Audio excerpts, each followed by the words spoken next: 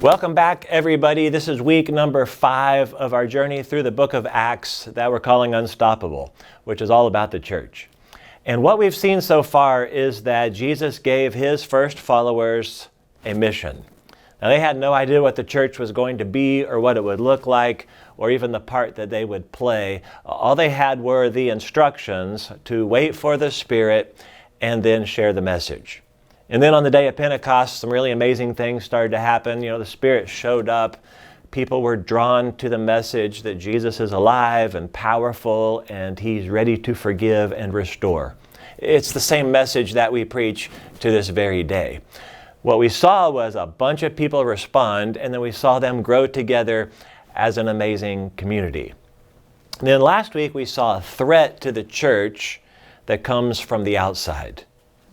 People tried to stop the message, but the church rallied together and they prayed for boldness that they would continue to speak that message when they had opportunity.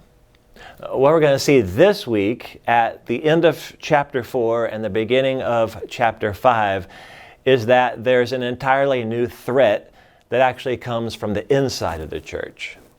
And so their prayer for boldness, where we left off last week, and as we described it, a fearless confidence, expressed itself in a lot of different ways. One of the things that happened was that the people in the church became an extremely caring community that resulted in unprecedented generosity. One man in particular gets highlighted, a man named Barnabas, because he sold an extra piece of land that he owned and he gave the entire thing to the leaders of the church to use as they wanted to. It's the kind of thing that inspires other people to bold living who also want to be generous. But it can also cause other people to desire the same recognition in less than healthy ways. You can read about this couple named Ananias and Sapphira, and it appears they wanted to be recognized and honored and thought of in the same way as Barnabas. So they did the same thing. And they sold property and they were bringing the proceeds to the church leaders, and yet when they presented their offering, they misled the church leaders into believing it was 100% of what they had received when it was really only part.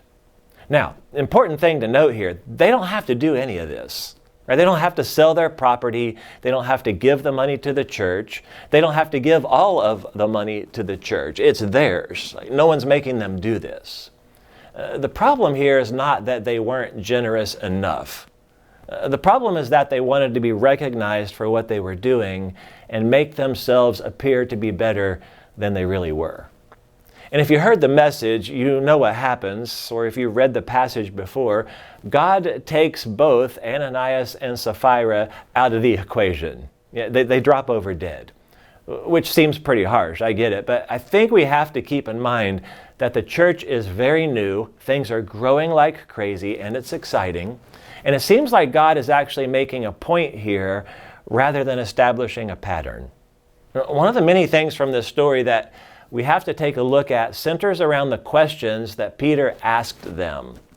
Essentially this: how is it possible that you came to the point in your life that you would lie to God himself and test him like this? In other words, how did your heart change to the point that you went from, hey, we're all in this together, to now you're in it for yourself? How did that happen?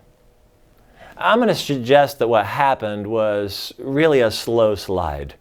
Right? There's nothing in the story to suggest that Ananias and Sapphira were secretly trying to destroy the church from the inside. Everything seems to give us the idea that they are full on believing, included, a glad to be a part of the church kind of couple. They must have slowly started giving away different parts and places of their heart. Right? It was a slow slide, which is how you and I move into the same danger zone. When our ambition is more about managing other people's opinions about our spirituality than having an honest and pure heart before God. It may be that we have a desire to be recognized for who we are and what we're doing. Right? It might be that we have a need to appear to be better than we really are, and we deceive people into believing something about us that isn't accurate. Or maybe we start to lose trust in God, and it shows itself in different ways. These are important questions for you to think about and to talk about. So I'll leave you with this. What's really going on inside of me that would allow me to be dishonest or untruthful?